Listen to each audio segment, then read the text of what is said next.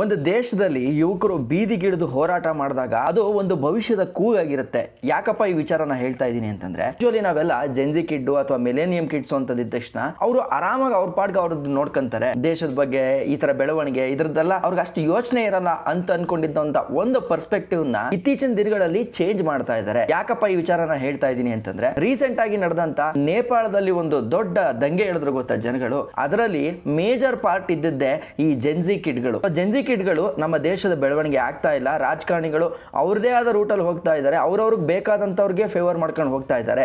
ಹಿಂಗೆ ಹೋಯ್ತು ಅಂತಂದ್ರೆ ದೇಶ ಬದಲಾಗಲ್ಲ ಅಂತ ಹೇಳಿ ಒಂದು ಸಲ ಕಾನೂನನ್ನ ಕೈಗೆತ್ಕೊಂಡು ದೇಶದ ಬದಲಾವಣೆಗೋಸ್ಕರ ಒಂದು ಕೂಗನ್ನ ಕೊಡ್ತಾರೆ. ಅದಕ್ಕೆ ಹೇಳಿದ್ದು, ಒಂದು ದೇಶದಲ್ಲಿ ಯುವಕರು ಬೀದಿಗಿಳಿದ್ರು ಅಂತಂದ್ರೆ ಅದರ ಪರಿಣಾಮ ಬೇರೆ ಇರುತ್ತೆ ಅಂತ. ಇವನ್ ಈಗ ಒಂದು ವಾರದಿಂದ ನಾವು ನ್ಯೂಸ್ ನೋಡ್ತಾ ಇದೀವಿ, ಬಾಂಗ್ಲಾದೇಶದಲ್ಲೂ ಕೂಡ ಅದೇ ಕೂಗು ಕೇಳ್ತಾ ಇದೆ. ಆದ್ರೆ ಆ ಹೋರಾಟದ ಹಾದಿ ಹಿಂಸಾಚಾರಕ್ಕೆ ತಿರುಗಿ ಎಲ್ಲೋ ಒಂದ್ ಕಡೆ ಬೇರೆ ರೀತಿ ಹೋಗ್ತಾ ಇದೆ ಅಂತ ನನಗನ್ನಿಸ್ತಾ ಇದೆ. ಯಾಕೆ ಅಂತಂದ್ರೆ, ನೇಪಾಳದಲ್ಲಿ ಮಾಡಿದಂತ ಆ ಪ್ರೊಟೆಸ್ಟ್ಗೂ ಬಾಂಗ್ಲಾದೇಶದಲ್ಲಿ ನಡೀತಾ ಇರ್ತಕ್ಕಂಥ ಈ ಹೋರಾಟಕ್ಕೂ ತುಂಬಾನೇ ವ್ಯತ್ಯಾಸ ಇದೆ. ಬಾಂಗ್ಲಾದೇಶದಲ್ಲೂ ಕೂಡ ಸೇಮ್ ನೇಪಾಳದಲ್ಲಿ ಆದಂಗೆ ಪಾರ್ಲಿಮೆಂಟ್ಗೆ ನುಗ್ಗಿ ಎಲ್ಲ ಧ್ವಂಸ ಮಾಡ್ತಾ ಇದ್ದಾರೆ. ಅವರ ಆಕ್ರೋಶನ ಅವರು ಮುಕ್ತವಾಗಿ ವ್ಯಕ್ತಪಡಿಸ್ತಾ ಇದ್ದಾರೆ.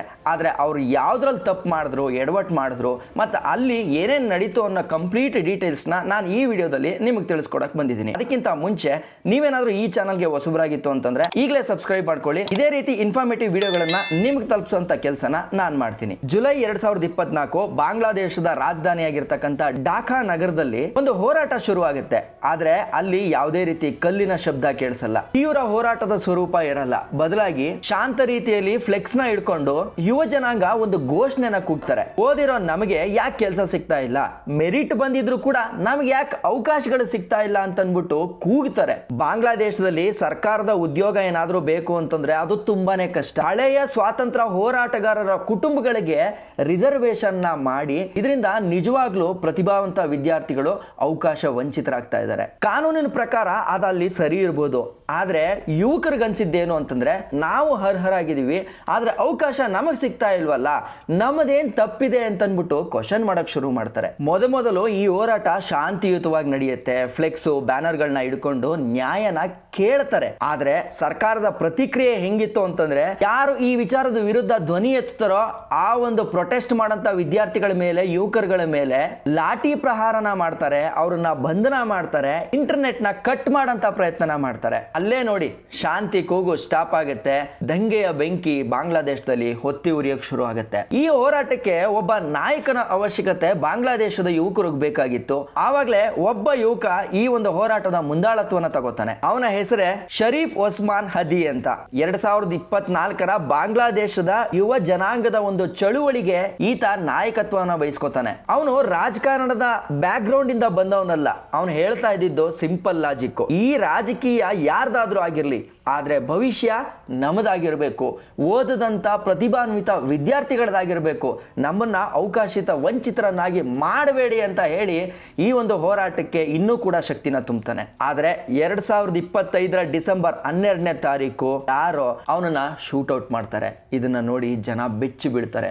ಆ ಹೋರಾಟದ ಕೂಗೋನದೇನಿದೆಯೋ ಅದನ್ನ ಮುಚ್ಚಂತ ಪ್ರಯತ್ನ ರಾಜಕಾರಣದ ಗುಪ್ತ ಪ್ರೇರಣೆಯಿಂದ ಈ ಕೆಲಸ ಆಗಿರುತ್ತೆ ಅಂತ ಬಾಂಗ್ಲಾದೇಶದಲ್ಲಿ ಎಲ್ಲಾ ಕಡೆ ಮಾತಾಡ್ಕೊಳ್ಳೋಕೆ ಶುರು ಮಾಡ್ತಾರೆ. ಯಾವಾಗ ಈ ಯುವ ನಾಯಕನ ಮೇಲೆ ಗುಂಡು ಹಾರಿಸಿದ್ರು, ಇವನು ಅಸ್ವಸ್ಥ ಆದ ಅಂತ ಹೇಳಿದ ತಕ್ಷಣನೇ ಅವನನ್ನ ಸಿಂಗಾಪುರಕ್ಕೆ ಹೆಚ್ಚಿನ ಚಿಕಿತ್ಸೆಗಾಗಿ ಕಳಿಸ್ತಾರೆ. ಆದ್ರೂ ಕೂಡ ಡಿಸೆಂಬರ್ 18 ಅವನು ಸಾವನ್ನಪ್ತಾನೆ. ಇವನನ್ನ ಯಾರು ಸಾಯಿಸಿದ್ರು ಅಂತ ಇನ್ನೂ ಕೂಡ ಸಂಪೂರ್ಣವಾದ ಸತ್ಯ ಹೊರಗಡೆಗೆ ಬಿದ್ದಿಲ್ಲ. ಆದ್ರೆ ಜನ ನಂಬಿದ್ದು ಒಂದೇ ಒಂದು, ಈ ಹೋರಾಟಕ್ಕೆ ದೊಡ್ಡ ಸ್ಫೂರ್ತಿಯಾಗಿರ್ತಕ್ಕಂಥದ್ದೇ ಈ ಯುವಕ. ಈ ಯುವಕನನ್ನ ಹೆಂಗಾದ್ರೂ ಮಾಡಿ ಮುಗಿಸ್ಬೇಕು ಅಂತ ಅನ್ಬಿಟ್ಟು ರಾಜಕೀಯ ಪ್ರೇರಿತ ವ್ಯಕ್ತಿಗಳೇ ಈ ಕೆಲಸನ ಮಾಡಿದ್ದಾರೆ ಅಂತ ಬಾಂಗ್ಲಾದೇಶದ ಯುವಕರು ಬಲವಾಗಿ ನಂಬ್ತಾರೆ. ಆದ್ರೆ ರಾಜಕಾರಣಿಗಳಿಗೆ ಗೊತ್ತಾಗ್ಲಿಲ್ಲ ಇದೇ ಒಂದು ದೊಡ್ಡ ಕ್ರಾಂತಿಕಾರಿ ಬೆಳವಣಿಗೆ ಬಾಂಗ್ಲಾದೇಶದಲ್ಲಿ ಆಗತ್ತೆ ಅಂತ. ಅವನ ಸಾವಿನ ನಂತರ ಬಾಂಗ್ಲಾದೇಶದ ಕಂಡೀಷನ್ ಸಂಪೂರ್ಣವಾಗಿ ಬದಲಾಗುತ್ತೆ. ಇವನ ಮೇಲೆ ಆದಂತ ಅಟ್ಯಾಕ್ಗೆ ಇಡೀ ಬಾಂಗ್ಲಾದೇಶದ ಯುವಕರು ಬ್ಲಾಸ್ಟ್ ಆಗ್ತಾರೆ. ಪಾರ್ಲಿಮೆಂಟ್ ಗಳಿಗೆ ನುಗ್ಗಿ ಅಲ್ಲೆಲ್ಲವೂ ಕೂಡ ಧ್ವಂಸ ಮಾಡ್ತಾರೆ. ಪತ್ರಿಕಾ ಕಚೇರಿಗಳಿಗೆ ಹೋಗ್ಬಿಟ್ಟು ಬೆಂಕಿ ಇಡ್ತಾರೆ. ಎಲ್ಲಾ ರಸ್ತೆಗಳಲ್ಲೂ ಕೂಡ ನಿಂತ್ಕೊಂಡು ಪ್ರೊಟೆಸ್ಟ್ ನ ಇನ್ನೂ ಗಂಭೀರವಾಗಿ ಮಾಡೋಕ್ ಶುರು ಮಾಡ್ತಾರೆ. ಈ ಹೋರಾಟ ತೀವ್ರ ಸ್ವರೂಪವನ್ನ ಪಡ್ಕೊಳ್ಳುತ್ತೆ. ಆದ್ರೆ ಎಲ್ಲೋ ಒಂದ್ ಕಡೆ ನೇಪಾಳದಲ್ಲಿ ನಡೆದಂತ ಹೋರಾಟಕ್ಕೂ ಬಾಂಗ್ಲಾದೇಶದಲ್ಲಿ ನಡೆದಂತ ಹೋರಾಟಕ್ಕೂ ನಾವು ಕಂಪೇರ್ ಮಾಡ್ಕೊಳ್ಳೋಕೆ ಸಾಧ್ಯನೇ ಇಲ್ಲ. ಯಾಕೆ ಅಂತಂದ್ರೆ ನೇಪಾಳ ನೇಪಾಳದಲ್ಲಿ ನಡೆದಂತ ಆ ಪ್ರೊಟೆಸ್ಟ್ ಇತ್ತಲ್ಲ, ಅದು ನ್ಯಾಯಯುತವಾಗಿತ್ತು. ಅಲ್ಲಿ ಯಾರಿಗೇ ಕೂಡ ಒಂದು ಚೂರು ಹರ್ಟ್ ಮಾಡಬಾರ್ದು ಅನ್ನೋ ಒಂದು ಕ್ಲಾರಿಟಿ ಇತ್ತು. ನಮ್ಮ ಟಾರ್ಗೆಟ್ ಏನಿತ್ತು ಅಂತಂದ್ರು ರಾಜಕಾರಣಿಗಳಾಗಿರ್ಬೇಕೇ ಹೊರತು ಜನಗಳಲ್ಲ ಅನ್ನೋದು ನೇಪಾಳದ ಜೆನ್ಜಿ ಕಿಡ್ಸ್ಗಳು ತುಂಬಾ ಚೆನ್ನಾಗಿ ಅರ್ಥಕೊಂಡಿದ್ರು. ಅದಕ್ಕೆ ಎಕ್ಸಾಂಪಲ್ ಎಷ್ಟೋ ಟೂರಿಸ್ಟ್ಗಳು ಕೂಡ ಅಲ್ಲಿ ಲಾಕ್ ಆಗಿದ್ರು. ಇವನ್ ನೀವು ಕೂಡ ನೋಡಿರ್ತೀರಾ, ಒಬ್ಬ ಟೂರಿಸ್ಟ್ ಅಲ್ಲೇ ಸಿಗಾಕೊಂಡಿರ್ತಾನೆ, ಅಲ್ಲೇ ವಿಡಿಯೋ ಮಾಡ್ತಾ ಇರ್ತಾನೆ, ಶೂಟ್ ಔಟ್ ಮಾಡ್ತಾ ಇರ್ತಾರೆ. ಆದ್ರೂ ಕೂಡ ಜನ ಆ ಟೂರಿಸ್ಟ್ ನ ಸೇಫ್ ಮಾಡೋಂಥ ಪ್ರಯತ್ನ ಮಾಡ್ತಿರ್ತಾರೆ. ಆ ಟೂರಿಸ್ಟ್ಗೆ ಅಷ್ಟು ಕಂಫರ್ಟ್ ನ ಮಾಡಬೇಕು ಅನ್ನೋ ಒಂದು ಅವರ ಮನೋಭಾವನೆ ಇತ್ತಲ್ಲ. ನಮ್ಮ ಪ್ರೊಟೆಸ್ಟ್ ಇಂದ ಸರ್ಕಾರಕ್ಕೆ ತಾಕೀತಾಗಬೇಕೆ ಹೊರತು ಜನಸಾಮಾನ್ಯರಿಗಲ್ಲ ಅನ್ನೋ ಒಂದು ಆ ಕಾಮನ್ ಸೆನ್ಸ್ ಇತ್ತಲ್ಲ, ಅದಕ್ಕೂ ಬಾಂಗ್ಲಾದೇಶಕ್ಕೂ ತುಂಬಾನೇ ಡಿಫ್ರೆನ್ಸ್ ಇದೆ. ಯಾಕೆ ಅಂತಂದ್ರೆ ಬಾಂಗ್ಲಾದೇಶದ ಹೋರಾಟ ತೀವ್ರ ಹಿಂಸಾ ಸ್ವರೂಪವನ್ನು ಪಡ್ಕೊಳ್ತಾ ಹೋಗುತ್ತೆ. ಅದು ಯಾಕೆ ಅನ್ನೋದನ್ನ ನಾನು ನಿಮಗೆ ಮುಂದೆ ಹೇಳ್ತಾ ಹೋಗ್ತೀನಿ. ಈಗ ಫಸ್ಟ್ ಆಫ್ ಆಲ್ ಯಾವುದಾದ್ರೂ ಒಂದು ಹೋರಾಟ ನಡೀತಾ ಇದೆ ಅಂತಂದ್ರೆ ಅದಕ್ಕೊಂದು ಹಿನ್ನೆಲೆ ಇರಬೇಕಲ್ವಾ. ನಾನು ಇಷ್ಟೊತ್ತು ನಿಮ್ಗೆ ಹೇಳ್ತಾ ಇದ್ದೆ, ರಾಜಕೀಯ ಪ್ರೇರಿತ ವ್ಯಕ್ತಿಗಳು ಬಾಂಗ್ಲಾದೇಶದಲ್ಲಿ ಇವ್ರನ್ನ ಹೆಂಗಾದ್ರೂ ಮಾಡಿ ಕಡಿಮೆ ಮಾಡಬೇಕು ಅಂತ ಅನ್ಕೋತಾರಲ್ಲ, ಆ ವ್ಯಕ್ತಿ ಇನ್ಯಾರು ಅಲ್ಲ, ಬಾಂಗ್ಲಾದೇಶದ ಎಕ್ಸ್ ಪ್ರಧಾನಿ ಆಗಿರ್ತಕ್ಕಂಥ ಶೇಖ್ ಹಸೀನಾ ಅಂತನ್ನೋರು. ಇವರು ಬಾಂಗ್ಲಾದೇಶವನ್ನ ಸರಿಸುಮಾರು 15 ವರ್ಷ ಸತತವಾಗಿ ಆಳ್ವಿಕೆ ಮಾಡಿದಂತ ನಾಯಕಿಯಾಗಿರ್ತಾರೆ. ಬಾಂಗ್ಲಾದೇಶದಲ್ಲಿ 2 ರೀತಿಯ ಬಣ ಇದೆ.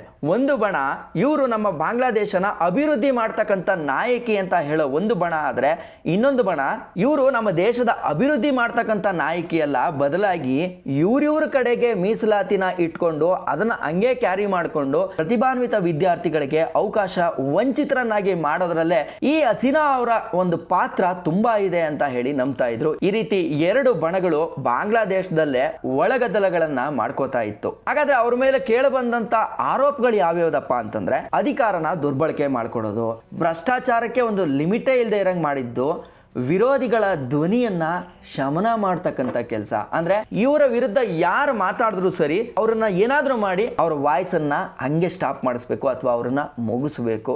ಈ ತರದ್ದೆಲ್ಲ ಕೂಡ ಇನ್ಸಿಡೆಂಟ್ಗಳನ್ನ ಮಾಡ್ತಾ ಇದ್ರು ಅಂತ ಬಾಂಗ್ಲಾದೇಶದ ಯುವಕರುಗಳ ವಾದ ಆಗಿರುತ್ತೆ. ಇವನ್ ಇವಾಗ ಶರೀಫ್ ಅದಿ ಏನಿದಾರೋ ಅವ್ರನ್ನ ಸಾಯಿಸಿದ್ರಲ್ಲಿ ಹಿಂದಿನ ಕೈವಾಡ ಹಸೀನಾ ಅವ್ರದೇ ಇದೆ ಅಂತ ಕೂಡ ಹೇಳಲಾಗತ್ತೆ. ಆದ್ರೆ ಇನ್ನೂ ಕೂಡ ಅದಕ್ಕೆ ಯಾವುದೇ ರೀತಿ ಸಾಕ್ಷಿಗಳು ದೊರಕಿಲ್ಲ. ಜೊತೆಗೆ ಈ ಯುವ ನಾಯಕನನ್ನ ಯಾರು ಸಾಯಿಸಿದ್ರು ಅನ್ನೋ ಕ್ಲಾರಿಟಿ ಇದುವರೆಗೂ ಕೂಡ ಗೊತ್ತಾಗಿಲ್ಲ. ಹಾಗಾದ್ರೆ ಈ ಹೋರಾಟ ಈ ವರ್ಷ ಶುರು ಆಯ್ತಾ ಅಂತಂದ್ರೆ ಅದಲ್ಲ. 2024ರ ಟೈಮಲ್ಲೇ ಈ ಹೋರಾಟ ಶುರು ಆಗತ್ತೆ. ಯಾವಾಗ ಈ ಹೋರಾಟ ತೀವ್ರ ಸ್ವರೂಪವನ್ನ ಪಡ್ಕೊಳ್ಳುತ್ತೋ ಆವಾಗ ಈ ಹಸೀನಾ ಅವ್ರಿಗೆ ಈ ಹೋರಾಟದ ಭಾರನ ತಡ್ಕೊಳಕ್ಕಾಗಲ್ಲ. 2024 ಆಗಸ್ಟ್ 5ನೇ ತಾರೀಕು ಈ ಹೋರಾಟದ ತೀವ್ರ ಸ್ವರೂಪವನ್ನ ತಡ್ಕೊಳಕ್ಕಾಗದೇ ಇದ್ದಂತ ಹಸೀನಾ ಅವರು ಪ್ರಧಾನಿ ಸ್ಥಾನಕ್ಕೆ ರಾಜೀನಾಮೆನ ನೀಡಿ ದೇಶ ಬಿಟ್ಟು ಹೊರಟೋಗ್ತಾರೆ. ವಿದ್ಯಾಭ್ಯಾಸ ಪಡ್ಕೊಂಡು ತಿಳುವಳಿಕೆ ಇರ್ತಕ್ಕಂಥ ವಿದ್ಯಾರ್ಥಿಗಳು ಒಬ್ಬ ಪ್ರಧಾನಿನೇ ಓಡಿಸಬಹುದು ಒಂದು ದೇಶದಿಂದ ಅನ್ನೋದಾದ್ರೆ ಅರ್ಥ ಮಾಡ್ಕೊಳ್ಳಿ ಯುವ ಜನಾಂಗದ ಶಕ್ತಿ ಏನಿದೆ ಅಂತ. ಇವಾಗ ನಾವು ನಮ್ಮ ಸುತ್ತಮುತ್ತ ಎಲ್ಲಾ ದೇಶಗಳಲ್ಲೂ ಕೂಡ ನೋಡ್ತಾ ಇದೀವಿ. ಶ್ರೀಲಂಕಾ ಅಥವಾ ನೇಪಾಳ ಎಲ್ಲ ಕಡೆನೂ ಕೂಡ ಪ್ರಜ್ಞಾವಂತರು ಹೋರಾಟ ಮಾಡಿರೋದ್ರ ಪರಿಣಾಮನೇ ಇವತ್ತು ಅವರ ದೇಶ ಒಂದ್ ಸ್ವಲ್ಪ ಚೇಂಜ್ ಆಗಕ್ಕೆ ಕಾಣ್ತಾ ಇದೆ. ಅದೇ ರೀತಿ ಬಾಂಗ್ಲಾದೇಶದಲ್ಲೂ ಕೂಡ ಈ ಕೂಗು ಕೇಳಿತ್ತು. ಪ್ರಧಾನಿ ಆ ಹೋರಾಟದ ತೀವ್ರತೆಯನ್ನು ತಾಳಕ್ಕಾಗದೆ ದೇಶ ಬಿಟ್ಟು ಓಡೋಗ್ತಾರೆ. ಇವ್ರು ದೇಶ ಬಿಟ್ಟು ಓಡೋದ್ರಲ್ವಾ, ಈಗ ಎಲ್ಲರೂ ಕೇಳ್ತಾ ಇರೋ ಒಂದೇ ಪ್ರಶ್ನೆ ಏನು ಅಂತಂದ್ರೆ, ಅವರು ಇವತ್ತು ಎಲ್ಲಿದ್ದಾರೆ? ಅದಕ್ಕೆ ಉತ್ತರ ಏನು ಅಂತಂದ್ರೆ, ಬಾಂಗ್ಲಾದೇಶದ ಎಕ್ಸ್ ಪ್ರಧಾನಿ ಶೇಖ್ ಹಸೀನಾ ಅವರು ಇವತ್ತು ಭಾರತದಲ್ಲಿದ್ದಾರೆ ಅಂತ ಹೇಳಲಾಗತ್ತೆ. ಅವ್ರ ದೇಶದಲ್ಲಿ ಅವರು ಪ್ರಧಾನಿ ಆಗಿದ್ರು ಕೂಡ ಇವತ್ತು ಅವರ ಜೀವನ ಸ್ವಯಂ ನಿರ್ಬಂಧಿತ ವಲಸೆ ಜೀವನ ಅವ್ರದ್ದಾಗಿದೆ. ಆದ್ರೆ ಇವ್ರು ಇನ್ನೂ ಯಾವ ಲೊಕೇಶನ್ ಅಲ್ಲಿ ಇದ್ದಾರೆ ಅನ್ನೋದು ಎಲ್ಲೂ ಕೂಡ ಡಿಸ್ಕ್ಲೋಸ್ ಆಗಿಲ್ಲ. ಅದು ಇಂಡಿಯಾದಲ್ಲಿ ಯಾವುದೋ ಒಂದು ಲೊಕೇಶನ್ ಅಲ್ಲಿ ಗೌಪ್ಯವಾಗಿ ಅವರನ್ನ ಇಡಲಾಗಿದೆ ಅಂತ ಹೇಳಲಾಗತ್ತೆ. ಎಷ್ಟೋ ಸಲ ಬಾಂಗ್ಲಾದೇಶದ ಸರ್ಕಾರ ತುಂಬಾ ಪ್ರಯತ್ನ ಮಾಡಿದೆ ಇವ್ರನ್ನ ಹೆಂಗಾದ್ರೂ ಮಾಡಿ ವಾಪಸ್ ಕರ್ಸ್ಕೋಬೇಕು ಅಂತ. ಆದರೆ ಭಾರತ ಇದುವರೆಗೂ ಕೂಡ ಅವ್ರಿಗೆ ಇವರನ್ನ ಹಸ್ತಾಂತರ ಮಾಡಿಲ್ಲ. ಇವತ್ತು ಬಾಂಗ್ಲಾದೇಶದವರು ಯಾವುದಕ್ಕೆ ಎತ್ತಿದ್ರೂ ಇಂಡಿಯಾ ಇಂಡಿಯಾ ಇಂಡಿಯಾ ಅಂತಂದ್ಬಿಟ್ಟು ನಮ್ಮ ಮೇಲೆ ಬೆರಳು ತೋರಿಸ್ತಾ ಇದ್ದಾರೆ. ಅದಕ್ಕೆ ಇದೂ ಕೂಡ ಒಂದು ಕಾರಣವಾಗಿ ಇಟ್ಕೊಂಡಿದ್ದಾರೆ. ಕಳ್ಳಂಗೊಂದು ಪಿಳ್ಳೆನೆಪ ಅಂತಾರಲ್ಲ, ಆ ಥರ ಇವ್ರನ್ನ ನಮಗೆ ಕಳಿಸ್ಕೊಡ್ತಾ ಇಲ್ಲ ನಮ್ಮ ದೇಶಕ್ಕೆ. ಎಲ್ಲೋ ಒಂದು ಕಡೆ ಇವರು ಮಾಡ್ತಕ್ಕಂಥ ಭ್ರಷ್ಟಾಚಾರ, ಅಧಿಕಾರದ ದುರುಪಯೋಗದಲ್ಲಿ ಭಾರತ ಸರ್ಕಾರದ ಪಾಲು ಕೂಡ ಇದೆ ಅಂತ ಅವರ ವಾದ ಆಗಿದೆ. ನಾನು ವಿಡಿಯೋ ಶುರು ಮಾಡಬೇಕಾದ್ರೆ ನಿಮ್ಗೆ ಹೇಳಿದ್ದೆ, ನೇಪಾಳದಲ್ಲಿ ನಡೆದಂಥ ಜೆನ್ಜಿ ಕಿಡ್ನ ಪ್ರೊಟೆಸ್ಟ್ಗೂ ಈಗ ಬಾಂಗ್ಲಾದೇಶದಲ್ಲಿ ನಡೀತಾ ಇರ್ತಕ್ಕಂಥ ಈ ಪ್ರೊಟೆಸ್ಟ್ಗೂ ಯಾವುದೇ ಕಾರಣಕ್ಕೂ ಹೋಲಿಕೆ ಮಾಡೋಕ್ಕಾಗಲ್ಲ ಅಂತ. ಅದು ಯಾಕೆ ಹೇಳಿದೆ ಗೊತ್ತಾ? ಯಾಕೆ ಅಂತಂದರೆ ಇವರ ಒಂದು ಹೋರಾಟ ಹಿಂಸಾ ರೂಪಕ್ಕೆ ತಾಳದಲ್ಲದೆ ಮಾನವೀಯತೆಗೂ ಕೂಡ ಒಂಥರ ಅಸಹ್ಯ ಬರಬೇಕು. ಆ ಥರದ್ದೊಂದು ಕೃತ್ಯನ ಮಾಡಿದ್ದಾರೆ. ಇವರು ಮಾಡಿರ್ತಕ್ಕಂಥ ಈ ಕೃತ್ಯ ಇದೆಯಲ್ಲ, ಇದನ್ನು ಪ್ರಪಂಚದ ಯಾವ ಮೂಲೆಯಲ್ಲಿರೋ ಒಬ್ಬ ಮನುಷ್ಯನೂ ಕೂಡ ಒಪ್ಕೊಳ್ಳೋಕ್ಕಾಗಲ್ಲ. ಯಾಕೆ ಗೊತ್ತಾ? ಯಾಕೆ ಅಂತಂದರೆ ಅದಕ್ಕೆ ಕಾರಣ ದೀಪು ಚಂದ್ರದಾಸ್ ಅವರನ್ನ ಹೋರಾಟದ ನೆಪದಲ್ಲಿ ಹತ್ಯೆ ಮಾಡಿರೋದು. ನೀವು ನಂಬ್ತೀರಾ? ಒಬ್ಬ ನಾರ್ಮಲ್ಲು ವೇಜ್ ಬೇಸ್ ವರ್ಕರು ಆ ವರ್ಕರನ್ನು ಹೊಡೆದು ಚಿತ್ರಹಿಂಸೆ ಕೊಟ್ಟು ಸಾಯಿಸಿ ಅವ್ರನ್ನ ಸಾಯಿಸಿದ್ದಲ್ಲದೆ ಮೃತದೇಹನ ಒಂದು ಮರಕ್ಕೆ ನೇತಾಕಿ ಸೀಮೆಣ್ಣನ್ನು ಸುರಿದು ಅದರ ಮೇಲೆ ಬೆಂಕಿ ಹಚ್ಚಿ ಅವರ ಆಕ್ರೋಶನ ವ್ಯಕ್ತಪಡಿಸಿದ್ದಾರೆ. ದೀಪು ಚಂದ್ರದಾಸ್ ಯಾವುದೋ ಒಂದು ದೊಡ್ಡ ರಾಜಕೀಯ ಶಕ್ತಿಗೆ ಬೆಂಬಲಿಗ ನಾಯಕ ಅಲ್ಲ, ಅಥವಾ ಇವರು ಹೋರಾಟ ಮಾಡ್ತಾ ಇರ್ತಕ್ಕಂಥ ಆಪೋಸಿಟ್ ಹೋರಾಟದ ಯಾವ ಭಾಗನೂ ಕೂಡ ಅಲ್ಲ. ಒಬ್ಬ ಸಾಮಾನ್ಯ ಮನುಷ್ಯ, ಅಲ್ಲಿ ಯಾವುದೋ ಡೈಲಿ ವೇಜಸ್ ಅಲ್ಲಿ ವರ್ಕ್ ಮಾಡೋಂಥ ಒಬ್ಬ ಮನುಷ್ಯ.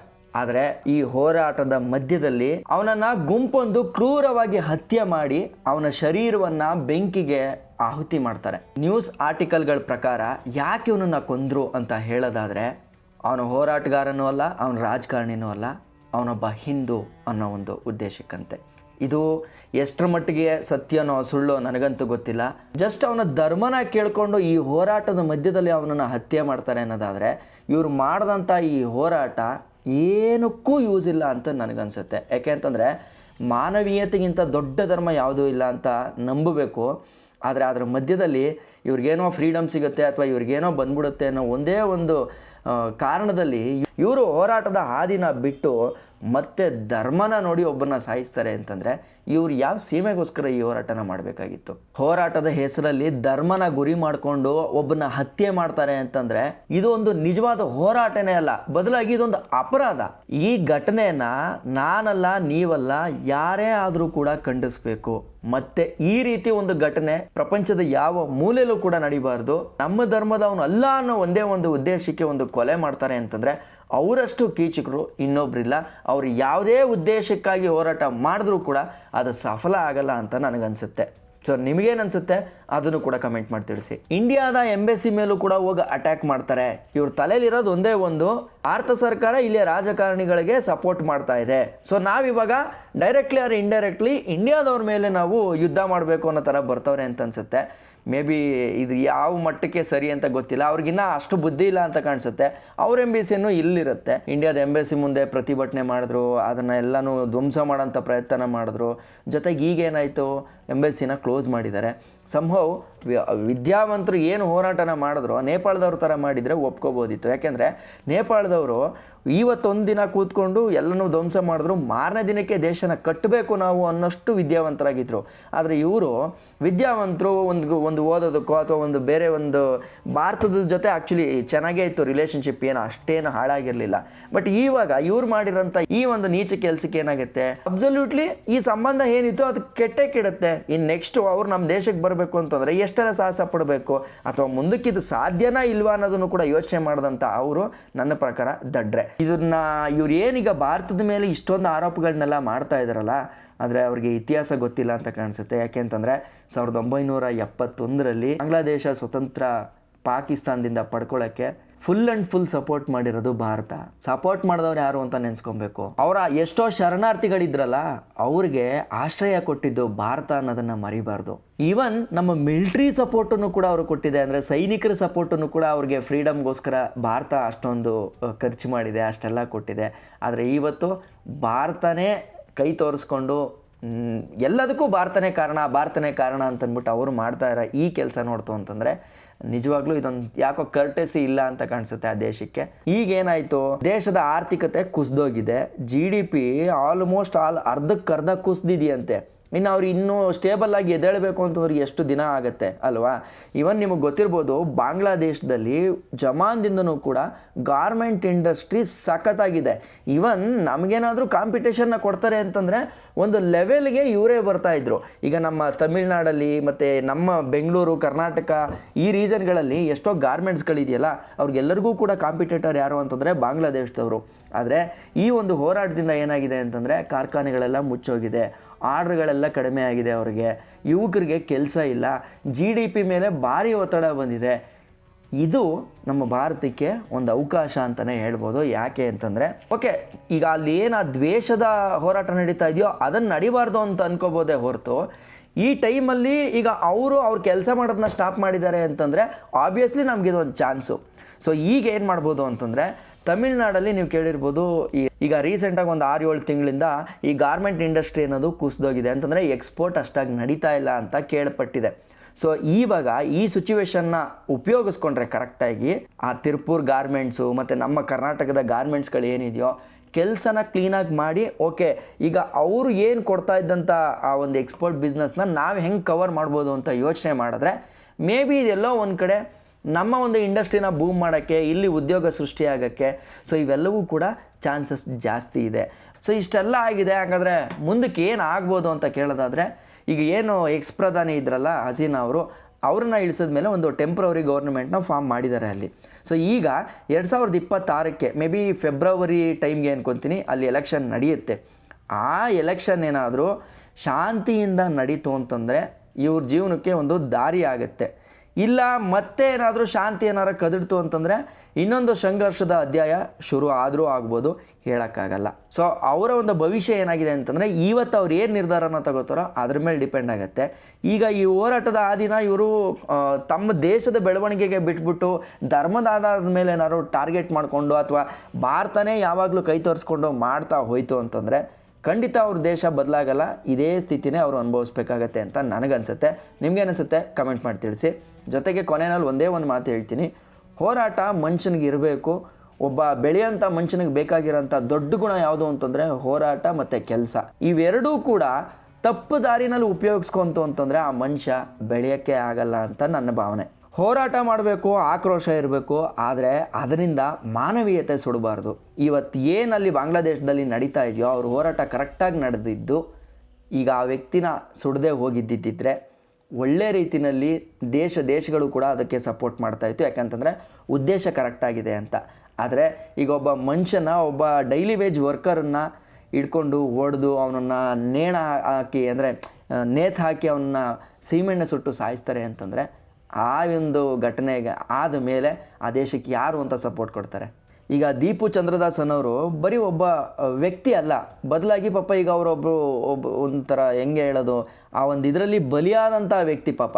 ಸೊ ಈಗ ಅವರು ನೋಡಿದ್ರೆ ನಮಗೇನು ಅನಿಸುತ್ತೆ, ಒಂದು ಪಾಠ ಬರುತ್ತೆ. ಏನು ಅಂತಂದರೆ, ಯುವಕರ ಕನಸನ್ನು ತುಳಿದ್ರೆ ಇಡೀ ದೇಶ ಹೊತ್ಕೊಂಡು ಉರಿಯುತ್ತೆ, ಆದರೆ ಮಾನವೀಯತೆ ಸತ್ತರೆ ಎಲ್ಲರೂ ಕೂಡ ಸೋಲ್ತಾರೆ. ಯಾವತ್ತೇ ಇದ್ದರೂ ಇಡೀ ದೇಶನ ಸೋಲಕ್ಕೆ ಬಿಡಬಾರ್ದು. ಅಂದರೆ ಯಾವುದೇ ಹೋರಾಟನ ಮಾಡಿದ್ರು, ನಮ್ಮ ಕನಸುಗಳನ್ನು ಹಿಂದಿಕ್ಕಂಥ ಒಂದು ದುಷ್ಟಶಕ್ತಿಗಳ ವಿರುದ್ಧ ಹೋರಾಟ ಮಾಡಿದ್ರೂ ಕೂಡ ಅಲ್ಲಿ ಮಾನವೀಯತೆ ಸಾಯಬಾರ್ದು. ಅದಕ್ಕೆ ಬೆಸ್ಟ್ ಎಕ್ಸಾಂಪಲ್ ನಮ್ಮ ನೇಪಾಳದ ಜೆನ್ಜಿ ಕಿಡ್ಸ್ಗಳು ಈ ಬಾಂಗ್ಲಾದೇಶದಲ್ಲಿ ಪ್ರೊಟೆಸ್ಟ್ ಶುರು ಮಾಡಿದ್ರಲ್ಲ ಆ ಯುವಕರಲ್ಲ. ಈ ಘಟನೆನ ನೋಡ್ತಾ ಇದ್ದರೆ ನನ್ನ ಮನಸ್ಸಲ್ಲಿ ಇದೇ ಬಂದಿದ್ದು. ಸೊ ನಿಮಗೆ ಇಷ್ಟೆಲ್ಲ ವಿಚಾರಗಳನ್ನ ಕೇಳಿದ ಮೇಲೆ ನಿಮ್ಮ ಅನಿಸಿಕೆ ಏನನ್ನೋದನ್ನ ಕೂಡ ಕಮೆಂಟ್ ಮಾಡಿ ತಿಳಿಸಿ ಅಂತ ಹೇಳ್ತಾ, ಚಾನಲ್ಗೆ ಯಾರಾದರೂ ಹೊಸಬರಾಗಿತ್ತು ಅಂತಂದರೆ ಈಗಲೇ ಸಬ್ಸ್ಕ್ರೈಬ್ ಮಾಡ್ಕೊಳ್ಳಿ. ಇದೇ ರೀತಿ ಒಳ್ಳೊಳ್ಳೆ ಇನ್ಫಾರ್ಮೇಟಿವ್ ಕಂಟೆಂಟ್ಗಳನ್ನು ನೀವು ತಲುಪಿಸೋಂಥ ಪ್ರಯತ್ನ ಮಾಡ್ತೀನಿ ಅಂತ ಹೇಳ್ತಾ, ನಾನು ನಿಮ್ಮ ಕಿತ್ತಡಿ ಕಿರಣ್. ಜೈ ಹಿಂದ್, ಜೈ ಕರ್ನಾಟಕ. ಮತ್ತೆ